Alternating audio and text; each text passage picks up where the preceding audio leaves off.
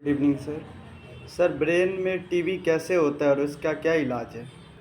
Brain में TB अक्सर शरीर के किसी न किसी दूसरे हिस्से से, जैसे ज़्यादातर तो चेस्ट से ही फैलता है, या शरीर के किसी भी दूसरे हिस्से में जैसे पेट में या हड्डियों में यदि होता है तो वहाँ से अक्सर ब्रेन में फैलता है।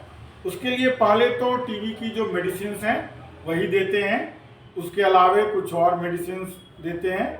जब बीमारी उससे कंट्रोल में नहीं होती है, ब्रेन में घाव हो जाता है या ब्रेन में पानी जमा हो जाता है, तब उसके लिए कई प्रकार के ऑपरेशन करने होते हैं। यह बीमारी खासकर हमारे देश में बहुत खतरनाक रूप लेती जा रही है, क्योंकि कई सारे ब्रेन के टीबी के बैक्टीरिया जैसे होते जा रहे हैं जिसके लिए मेडिसिन मिल नहीं रहा।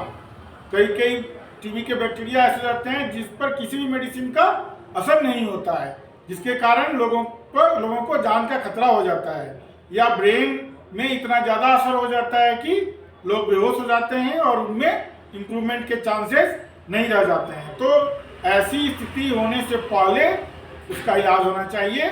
और जब भी टीबी की दवा दी जाए तो जब तक डॉक्टर न कहे, खासकर यदि बीमारी सीने से बाहर में, यदि सिर्फ सीने में है तो कम से कम 6 महीने, हो सकता है उससे ज़्यादा भी, और यदि सीने से बाहर है तो कम से कम 1 साल, हो सकता है 1.5 साल भी खाना पड़े, उससे ज़्यादा भी खाना पड़े।